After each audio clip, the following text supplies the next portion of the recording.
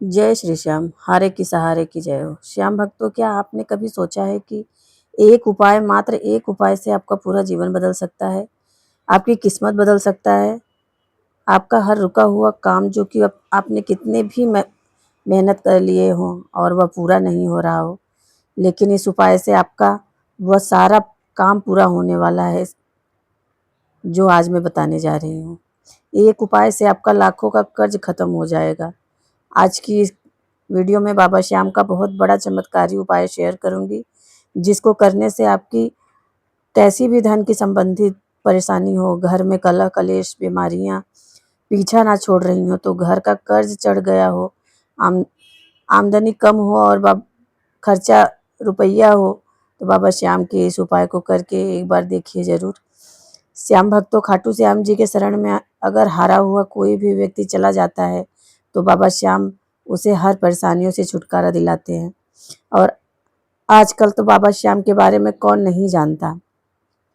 आजकल का बच्चा बच्चा भी उनके बारे में जानता है। अगर आप किसी बच्चे से भी पूछेंगे कि यह कौन है, तो वह भी बताएगा कि यह हारे के सहारे हैं, बाबा खाटू श्याम है। यह कोई बनावटी बात नहीं है, यह क्योंकि उनकी लीला ही न्यारी है। आज ऐसे ही एक भक्त के चमत्कार की कहानी है, या जिन्होंने इस उपाय को करके अपना लाखों का कर्ज खत्म कर लिया। यह कहानी नहीं, एक अटूट विश्वास है, धैर्य और भाव की कहानी है। बाबा श्याम के चमत्कार का जीता जागता प्रमाण है। कैसे इस उपाय को करके इस भक्त ने लाखों का कर्ज उतार लिया। इस सत्य की कहानी को सुनकर आपको भी विश्वास बाबा श्याम पर 100% बढ़ जाएगा। तब इस चमत्कार को सुनने के लिए वीडियो पर अंत तक बने रहे, और वीडियो पसंद आए तो वीडियो को लाइक कीजिएगा। अपने ही चैनल खाटू चमत्कार को सब्सक्राइब जरूर कर लीजिएगा। यह कहानी राजस्थान के रहने वाले एक व्यक्ति की है, जो एक सीधे साधे और मेहनती व्यक्ति हैं। उनके घर में 2 छोटे छोटे बच्चे और उनकी पत्नी, वो चारों लोग घर में रहते थे। वह वेल्डिंग का काम करते थे, जैसे कहीं मकान बनवाना, उनके यहाँ पे रेत ईंट सीमेंट सब कुछ जाता था। उसी समय अपने परिवार का वह पेट पालते थे और भजन भक्ति करते थे। घर में उनकी पत्नी, जो 2 बच्चे, बहुत ही खुश थे। किसी चीज़ की कमी नहीं थी, संतुष्टि थी। वह अपना परिवार की ज़रूरतों को हमेशा पूरा करते थे, सुखी जीवन बिता रहे थे। उनकी आय अच्छी थी, सभी खुश थे। यह भाई ने कुछ दूर पर ही एक प्लॉट भी खरीदा था, ज़्यादा महंगा नहीं था, 56 लाख का ही था, लेकिन उनके लिए जीवन की एक छोटी पूंजी थी वो। लेकिन नियति को कुछ और ही मंजूर था। उनकी खुशहाली को किसी की नज़र लग गई। इनके बिजनेस में लगातार नुकसान होता चला गया। बाजार में मंदी आ रही थी, डीजल के दाम और भी आसमान छू रहे थे। उनका व्यापार पूरी तरह प्रभावित हो गया। नए ग्राहक मिलना मुश्किल हो गया और पुराने ग्राहक भी कम हो गए। यह भाई ने अपने व्यापार को बचाने के लिए बहुत कोशिश की, लेकिन सब निष्फल हो गया। कहीं का कोई रास्ता नहीं दिख रहा था। अपने परिवार का गुजारा चलाने और अपने व्यापार को बचाने के लिए उन्होंने यहाँ वहाँ से कर्ज लेना शुरू कर दिया। उन्होंने बैंक से भी लोन लिया। उन्हें उम्मीद थी कि यह मंदी जल्दी ही खत्म हो जाएगी और उनका व्यापार जल्द से जल्द पटरी पे आ जाएगा, जिससे वह समय पर कर्ज चुका देंगे। लेकिन उनकी यह उम्मीद पूरी नहीं हुई। परिस्थितियाँ और भी बंद से बदतर होती जा रही थी। देखते देखते उन पर लाखों का कर्ज चढ़ गया था, और एक समय ऐसा आया कि उन्हें 20 लाख का कर्ज लेकर अपने दुकान में मटेरियल भरवाना पड़ा, और उन पर पहाड़ जैसा कर्ज चढ़ चुका था। रातों की नींद उड़ गई थी। हर सुबह एक नई चिंता, एक नया डर के साथ आँख खोलता था। बच्चों की पढ़ाई, उनके भविष्य की चिंता और 2 वक्त के खाने के लिए भी संकट आ गया था। इनके ऊपर बैंक के कर्ज से लेकर अगल-बगल के भी लोगों से कर्जा ले रखे थे। और उन्होंने कर्ज लेकर रेत सीमेंट उन्होंने दुकान में जो भी भरवा लिया था, माल दुकान में से निकल ही नहीं रहा था। कई लोग तो इनसे 1 डेढ़ लाख, 15 लाख, 220 लाख सामान खरीद कर ले गए थे। लेकिन जब पैसे चुकाने की बारी आती थी तो कह देते थे परेशान हो, मकान बन जाने दो, धीरे धीरे करके चुका दूंगा।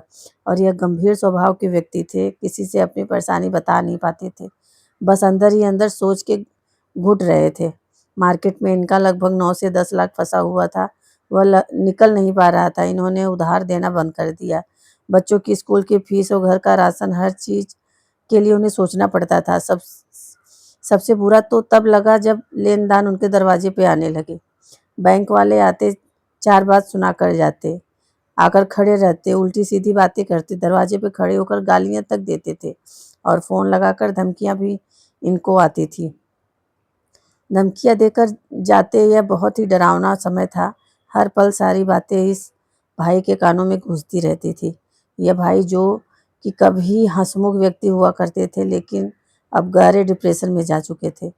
यह सब सोच सोच कर शरीर कमज़ोर भी होता जा रहा था। वह कहते थे ना कि टेंशन इंसान को खा लेता है। उन्हें समझ में नहीं आ रहा था कि वह इस कर्ज के दलदल से कैसे बाहर निकले। कभी कभी तो वह सोचते थे क्यों ना अपने आप को ही जान से ख़त्म कर लूं, लेकिन फिर अपनी पत्नी और मासूम बच्चों का चेहरा सामने आ जाता था। मैंने कुछ कर लिया होता तो इनका क्या होगा, यही सोचते रहते थे। उनकी पत्नी जो कि ईश्वर पर भरोसा करती थी, पूजा पाठ करने वाली थी, हमेशा व्रत उपवास करती थी। इतनी मुसीबत आने के बाद भी वह अपनी आस्था से भटक नहीं रही थी।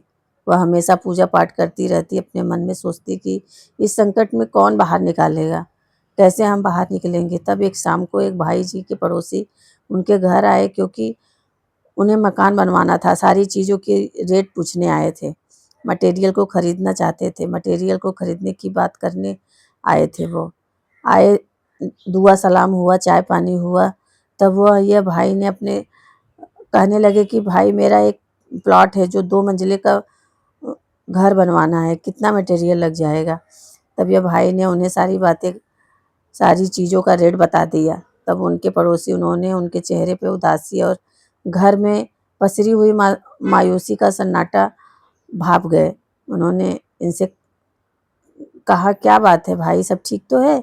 ये भाई जी ने उनसे अपनी सारी परेशानी बताई कि कैसे उन पर इतना कर्ज चढ़ा, कैसे लेनदार उन्हें परेशान कर रहे हैं और जो के लिए उस पैसे वह लौटा भी नहीं रहे हैं। ये थक गए हैं उनसे मांग मांग कर। अब उनके पास कोई रास्ता नहीं बचा है। वह क्या करे क्या ना करे, कुछ समझ में नहीं आ रहा है। अब उनके पड़ोसी ने कहा भाई बिल्कुल हिम्मत मत हारो। जब इंसान के पास सारी उम्मीदें ख़त्म हो जाती है, जब उनके पास कहीं का कोई रास्ता नहीं बचता, तब ऊपर वाला ही कोई ना कोई रास्ता दिखाता है। तब उनके पड़ोसी ने उनसे कहा कि तुम्हें एक एक दिल की बात बताता हूँ, जिसका मैंने कई बार अनुभव भी किया है। तुम बाबा श्याम से कुछ भी मांगो, सच्चे दिल से मन्नत मांगो, वह ज़रूर पूरी होती है। वह बहुत ही जल्द पूरी होती है। बाबा हारे के सहारे हैं। वह कभी किसी को भक्त को निराश नहीं करते। तब यह भाई कहने लगे कि उनकी पत्नी ने पूछा क्या करना होगा भैया, कैसे मन्नत करें, क्या करें। तब उनके पड़ोसी ने उन्हें पूरा उपाय अच्छे से समझा दिया। आप अर्जी लगाओ, अर्जी लगा के बाबा श्याम के मंदिर जाओ। वहाँ अपने घर से 2 इत्र की शीशी लेके आओ और वहाँ एक शीशी बाबा को चढ़ा देना और एक शीशी का ढक्कन खोलकर बाबा श्याम को दिखा के वापस अपने साथ घर ले आना।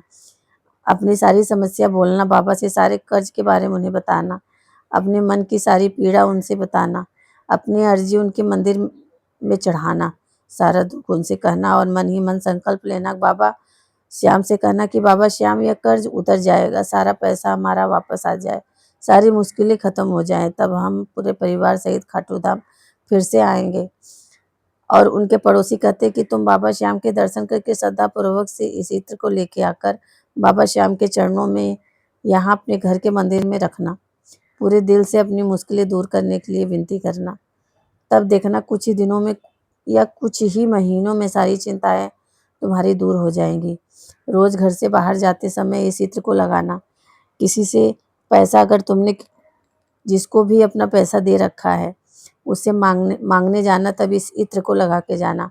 बाबा श्याम तुम्हारी पुकार ज़रूर सुनेंगे और कर्ज से मुक्ति का रास्ता ज़रूर दिखाएंगे, ऐसे रास्ते जो तुमने कभी सोचे भी नहीं होंगे।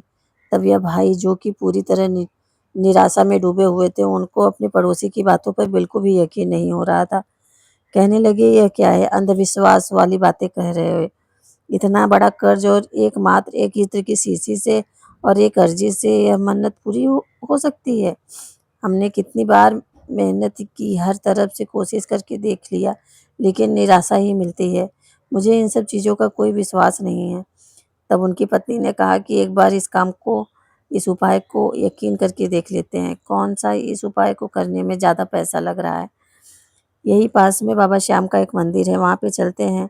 इस उपाय को वहाँ पे कर लेंगे, ज़्यादा पैसे भी नहीं लगेंगे। तब उनके पति कुछ बोल नहीं पाए, लेकिन उनको भी अभी विश्वास नहीं, अभी भी नहीं हो रहा था कि एक छोटी-सी शीशी लेकिन उम्मीद दिख रही थी। तब 15 दिन के बाद 11स आई। तब यह और उनकी पत्नी अपनी पड़ोसी के बताए अनुसार इस उपाय को करना शुरू कर दिया। उनके घर में 15 मिनट की दूरी पर एक बाबा श्याम का छोटा-सा मंदिर था। 11 दिन जल्दी उठकर स्नान करके पूरे मन से, विश्वास से, श्रद्धा से 11स के दिन जल्दी उठकर स्नान करके पूरे मन से, विश्वास से, श्रद्धा से बाबा श्याम के मंदिर में गए। उनके सामने एक दीपक जलाया और बाबा श्याम के सामने बैठकर पूरे भाव और विश्वास के साथ प्रार्थना की है कि मैं अपने कर्ज से छुटकारा पा जाऊं। अपने कर्ज से छुटकारा पाने के लिए उन्होंने बाबा श्याम को अर्जी लगाई। उन्होंने कहा कि बाबा श्याम, अगर हमारी सारी परेशानियां खत्म हो जाएंगी, तब हम सब परिवार आपके दरबार में आएंगे और आपके दरबार में आकर आपका धन्यवाद करेंगे। उनकी आंखों में दुख के आंसू थे। तब वह हर 11स को यह उपाय करने लगे। वह कुछ ही दूरी पर मंदिर है। वहां जाने पर एक इत्र की बाबा शीशी को चढ़ाते और दूसरी इत्र की शीशी अपने साथ वापस लेके आते। ला के कभी लगा करके, कभी शर्ट में जाते, कभी जाना होता तो किसी के पैसे वसूलने तो लगा के जाते, अपने घर में भी छिड़कते। पहले तो कुछ महीने कोई फर्क नहीं पड़ा, लेन देन दरवाजे पर वैसे के वैसे ही आ रहे थे। तब यह पत्नी से हमेशा कहते कि यह सब करने से लगता है कुछ नहीं होने वाला, लेकिन उनकी पत्नी उन्हें हमेशा समझाती, नहीं ऐसा मत कहिए, बाबा श्याम पर भरोसा रखिए।